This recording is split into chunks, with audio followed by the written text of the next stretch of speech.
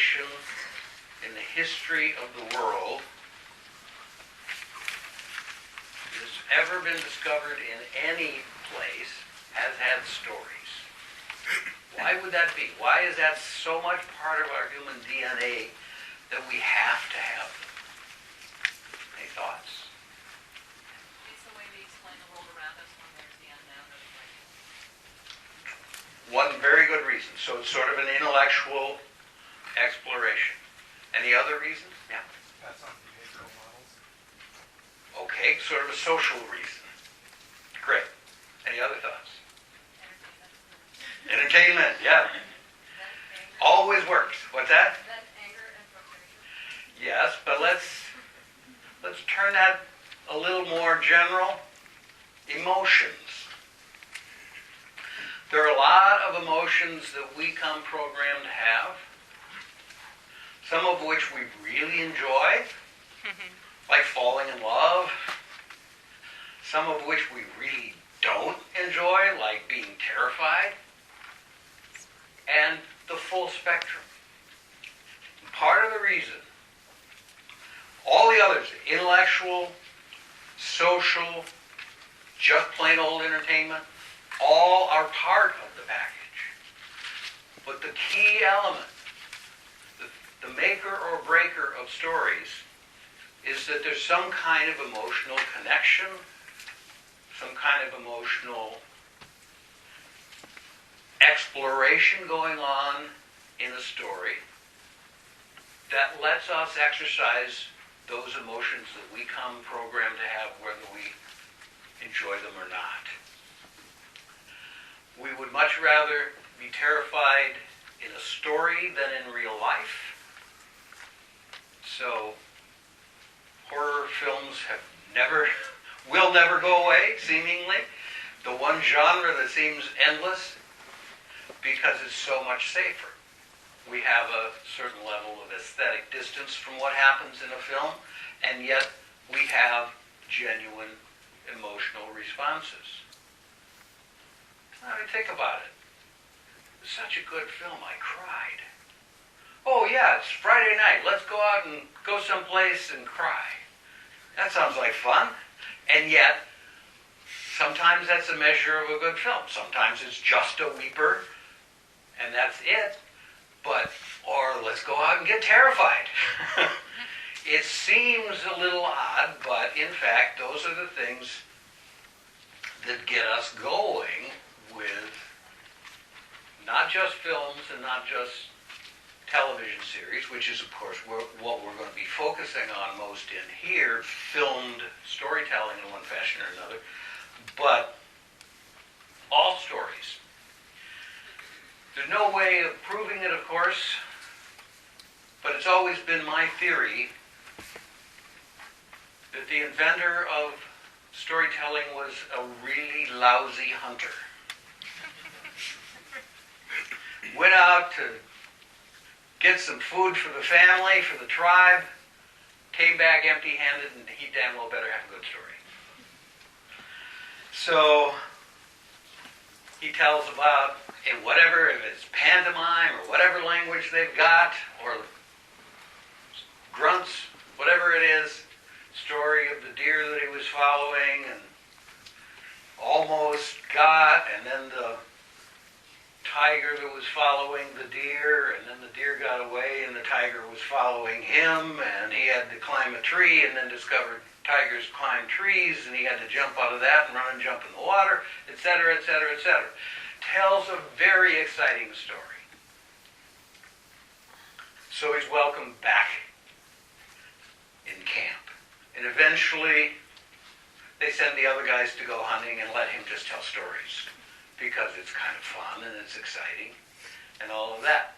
What has he really done? He's invented beginning, middle, and end. He's invented dramatic tension. He's invented all of the things that we still deal with, that Aristotle wrote about a long, long time ago. All of us who write books about screenwriting wrote about more recently. What you rest wrestle with in every one of your screenwriting classes and every one of your production classes, because you're telling a story. It needs to start somewhere, needs to elaborate, and it needs to end somehow. So if we're thinking that first storyteller naturally fell into 3 acts,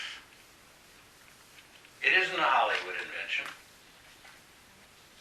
It wasn't Aristotle. It wasn't a playwright. It wasn't a novelist, theoretician. It's natural. You can break things up. Shakespeare wrote in 5 acts. Television movies back in the day when they used to make them, often they talked about 7 acts. But it's always comes down to the same thing, beginning, middle, and an end. And those parts are what we're going to spend an awful lot of time dealing with. How do we use that to our advantage? How do we make it work? How do we play around with it? How do we keep an audience still on the edge of their seat, even though this is now a totally natural, normal human response to what is a universal pastime, which is telling stories? You got to start someplace. You got to get us involved. The reason that we are paying attention to the story is more involvement, and you got to let us go. So when we think in these terms, we think about how many dramatic circumstances there are. There's a French book.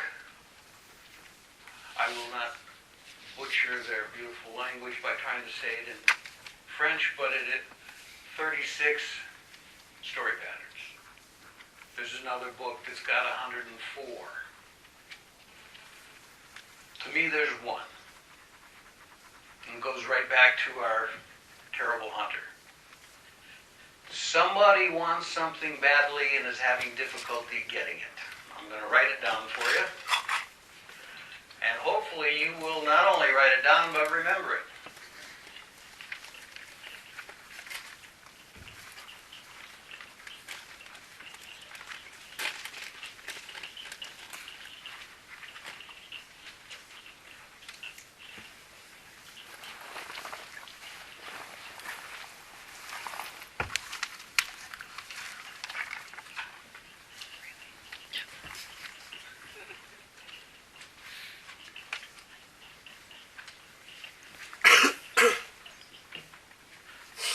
What we've really just written there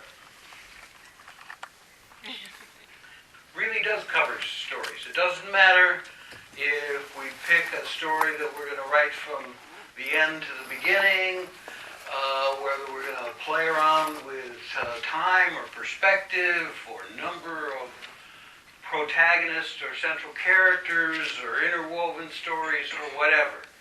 Whenever we're talking about a dramatic circumstance, there must be someone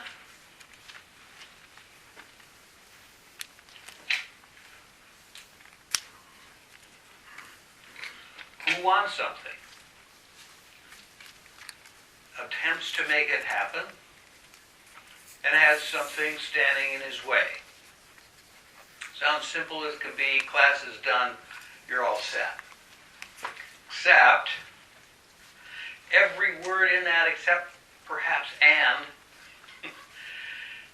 is really important and difficult, and nowhere is it more difficult than when you're striving to make it work in your own stories. So, let's just set aside for a moment other kinds of stories that don't have a single central character. And we just go for a story with a protagonist. Protagonist is the character, the somebody at the center of a story. Central character, sometimes called the good guy. Doesn't have to be good. Doesn't have to be a guy. Protagonist works.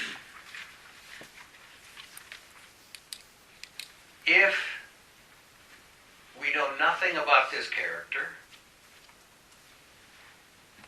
we're not going to follow him very far. And we're certainly not going to care very much. Whether or not he succeeds in getting what he wants, or even hang around long enough to know what he wants. So, we need somebody who is with whom we can identify. You'll hear a lot in this industry and in this town, your character isn't likable enough.